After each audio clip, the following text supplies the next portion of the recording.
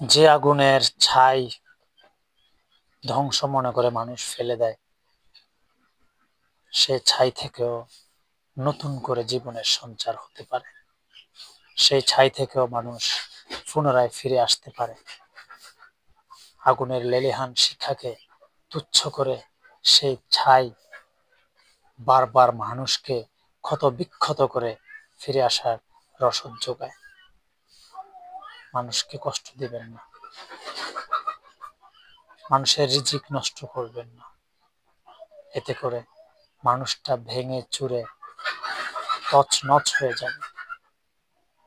আপনি যার ক্ষতি করছেন তার বিপরীতে তার একটা পরিবার আছে। একটা মানুষ আপনার শত্রু হতে পারে, কিন্তু তার বিপরীতে তার পরিবার আছে, সন্তান আছে, বউ আছে, মা বাবা আছে। ওই জিনিসটা চিন্তা করতে হয়। আপনি একজন ব্যক্তির ক্ষতি করছেন, আপনার মনে হচ্ছে আপনি অনেক বড় বাহাদুরি করে ফেলেছেন।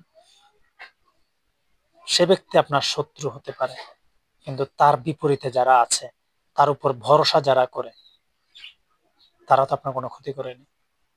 আপনি তো ওই লোকটার ক্ষতির মাধ্যমে তার বিপরীত মানুষগুলোর ক্ষতি করছেন। আপনাকে যে ক্ষতি করেছে, আপনি তার ক্ষতি করছেন, ঠিক আছে, কিন্তু তার বিপরীতে যে মানুষগুলো আছে তাদের ক্ষতিটা আপনি কিভাবে পোষাবেন?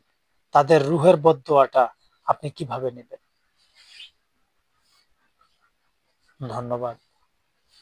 ভিডিওটি ভালো লাগলে শেয়ার করে দিবেন।